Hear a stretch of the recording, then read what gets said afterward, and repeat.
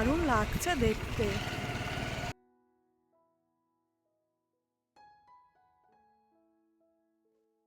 তোমরা করোনি তো এই রান্নাটা? একবার করে দেখো। আমি আর বেশি কিছু বলবো না, একবার করে দেখো।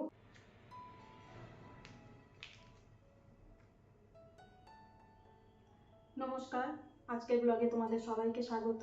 সকাল সকাল নিয়ে বসে গেছি মোচা। মোচা দেখে তোমরা বুঝতেই পেরে গেছো যে আজকে মোচা রান্না হবে। তো মোচা প্রথমে আমি বাছবো, বেছে কেটে এখানে নুন আর হলুদ জল নিয়েছি, সেটাকে আমি ভিজিয়ে রাখবো। নুন জলে ভিজিয়ে রাখলে ছোটবেলা থেকে আমরা শুনেছি যে মোচার কষ বা তেতো ভাব দুটোই চলে যায়। সবার বাড়িতেই এটা মা কাকিমা জেঠিমা বা এখন শাশুড়ি মারা করে থাকেন, তো সেটা দেখেই আমরা শিখি আর সেটা দেখেই আমিও ওইভাবেই ভিজিয়ে রাখি। আমি মোচা দিয়ে যে জিনিস দিয়ে রান্না করব, একদমই অন্যরকম টেস্টের একটা রান্না, অন্যরকম স্বাদের একটা রান্না করব। এই রান্নাটা আমি সচরাচর কিন্তু দেখিনি কাউকে করতে, আমার চোখে পড়েনি। আমি যেভাবে রান্না করি সেটা খেতে কিন্তু অসাধারণ লাগে। তো যে জিনিস দিয়ে আজকে আমি মোচাটা রান্না করব, সেই রান্নাটা করার পর তোমরা দেখে কিন্তু বলবে যে ওই জিনিসটা দিয়ে রান্না করে মোচাটা কেমন লাগলো তোমাদের দেখে। আর তো অসাধারণ লাগে খেতে। তোমরা কিন্তু একবার অবশ্যই বাড়িতে ট্রাই করে দেখবে। আমি ভাবলাম যে আমি যখন করি তাহলে একটু তোমাদের সাথেও শেয়ার করা যাক, তাহলে তোমরা একবার করে বাড়িতে দেখতেই পারবে। একঘেয়েমি রান্না থেকে একটু আলাদাভাবে চেষ্টা করি আমরা সবাই রান্না করতে। সবসময় একঘেয়েমি রান্না খেতে ভালো লাগে না, সেজন্য আমি একটু ঘুরিয়ে ফিরিয়ে রান্না করি টেস্টের জন্য। তো চলো মোচাটা এবার বাছি। মোচা বাছতে কম বেশি আমরা সবাই জানি। প্রথমেই মোচার এই দুটো জিনিস ফেলে দিতে হয়।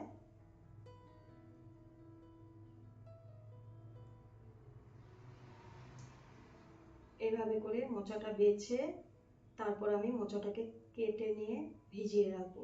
ভিজিয়ে রেখে আমি স্নানে যাব। আমার কিন্তু সকাল থেকে বাসি কাজকর্ম সব কিছুই হয়ে গেছে, আমার এক্সারসাইজও কমপ্লিট হয়ে গেছে। এরপর আমি স্নানে যাব, তার আগে ভাবলাম যে তাহলে মোচাটা কেটে ভিজিয়ে রেখে যাই, তাহলে ততক্ষণে মোচাটা ভেজানো হয়ে যাবে।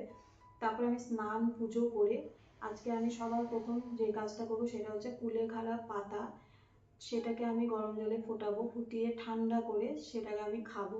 আর হালকা কিছু ব্রেকফাস্ট করব, তারপর রান্না করব মোচা। আর তোমরা কিন্তু অবশ্যই কমেন্টে জানাতে ভুলবে না যে মোচাটা তোমাদের কেমন লাগলো রান্না করার পর। যখন রান্না করবো তখন তোমাদের দেখাবো। চলো তাহলে মোচাটা বেছে ঝটপট করে মোচা কেটে ভিজিয়ে রেখে বাকি কাজগুলো করে নিই। আর তোমরা সাথে থাকো, দেখতে থাকো আজকের ব্লগটা। আশা করছি আজকের ব্লগটা তোমাদের ভালোই লাগবে। আর আমার রান্নার চ্যানেলে তোমরা কিন্তু ভিজিট করে দেখতে পারো। বিভিন্ন ধরনের বিভিন্ন রান্না, বিভিন্ন স্বাদের রান্না আমি শেয়ার করে থাকি ওখানে। ডেসক্রিপশনে আমি লিঙ্ক দিয়ে রাখি চ্যানেলগুলো বা অন্য চ্যানেলগুলো, তোমরা কিন্তু ওখানে ভিজিট করে দেখতে পারো। তো চলো ঝটপট করে কাজগুলো সেরে নিই।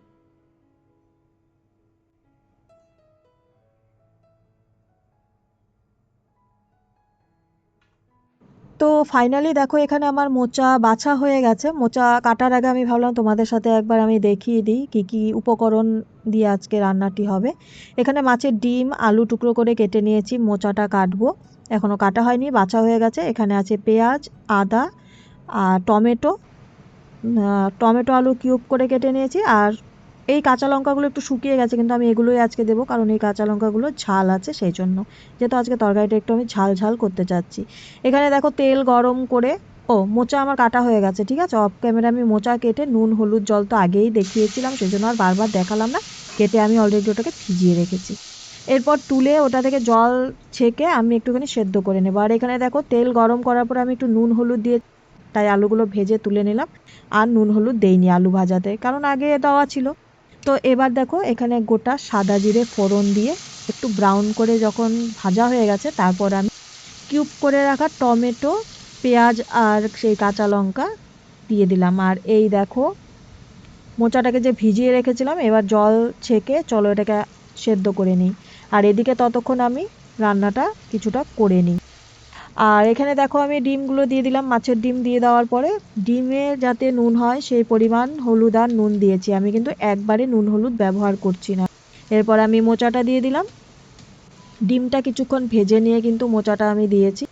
এবার মোচাটাকে কিছুক্ষণ ভেজে নিয়ে এখানে দিয়ে দিলাম আলু, সাথে নুন আর হলুদ। এবার যেই জিনিসগুলো আমি এখানে অ্যাড করছি, জিরের গুঁড়ো, ধনের গুঁড়ো আর দেবো কাশ্মীরি লঙ্কার গুঁড়ো। প্রত্যেকটা জিনিসই কিন্তু মোচার পরিমাণ অনুযায়ী আমি দিচ্ছি, ঠিক আছে? যদি একবারে কোনো জিনিসের বেশি উপকরণ একবারে দিয়ে দেওয়া হয়, নুন হলুদ বা যে কোনো মশলা, সেটাতে কি হবে সেই জায়গাটায় অতিরিক্ত হয়ে যাবে। তরকারিতে যেরকম অনেক সময় দেখা যায় আলুতে নুন হয়নি কিন্তু তরকারির ঝোলে অনেকটা বেশি নুন হয়ে গেছে, সেটার কারণটাই কিন্তু এটা।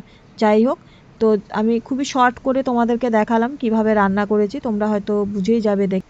আর পুরোটা যদি কেউ দেখতে চাও তাহলে আমার কুকিং চ্যানেলে গিয়ে পুরো রেসিপি দেওয়া আছে, তোমরা দেখে নিতে পারো। আর এদিকে দেখো মোচাটা যখন শুকিয়ে এসেছে, একটু জল দিয়ে আমি মশলাটাকে কষিয়ে কুক করে নিয়েছি। নেওয়ার পর লাস্টে আমি ঘি 1 চামচ দিয়েছি, আর ছোট্ট একটা চামচের একটুখানি পরিমাণ আমি দিয়েছি গরম মশলা, দিয়ে নেড়ে চেড়ে একদম আমি নামিয়ে নিচ্ছি। তো দেখো কেমন হয়েছে, দেখে তোমরা কিন্তু অবশ্যই জানাও কমেন্ট করে যে তোমাদের আজকে কেমন লাগলো এই মোচা ঘন্ট। তো মোচা ঘন্ট দিয়ে আজকে ভাত খাবো। মাছের ঝোল হয়েছে, ডাল হয়েছে, শাক হয়েছে, কিছুই খাবো না, কারণ মোচাটা যখন আমি রান্না করছিলাম তখন এত সুন্দর একটা সেন্ট বেরিয়েছে যে তখনই আমার লোভ লেগে গেছিলো যে আমি কখন খাবো। তো ঝটপট করে নামিয়ে নিয়েছি। অলরেডি বিকি ফোন করেছে, ও অফিসের কাজে বাইরে গেছে, তো দুপুরবেলা আমাকে খেয়ে নিতে হবে। তো সেই জন্য আমি একাই দুপুরবেলা খেয়ে নেব, তার আগে আমি একটু ফ্রেশ হয়ে আসি। ফ্রেশ হয়ে এসে খেতে বসে তোমাদের সাথে কথা বলছি।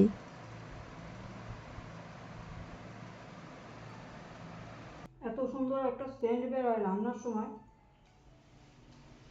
তখনই যেন খিদে পেয়ে যায়। তোমরা করোনি তো এই রান্নাটা? একবার করে দেখো। আমি আর বেশি কিছু বলবো না, একবার করে দেখো।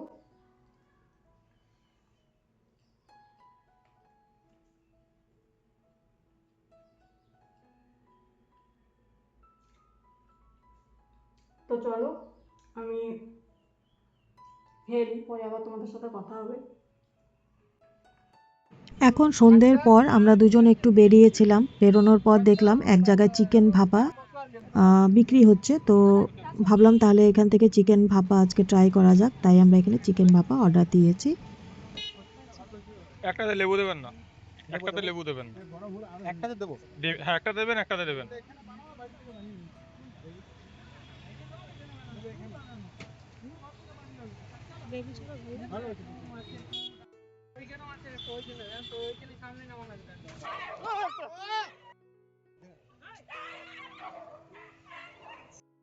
এক্ষুনি কামড়ে দিত, কোথা থেকে এলো কি জানো, ছিল না কিন্তু এখানটায়, বলো।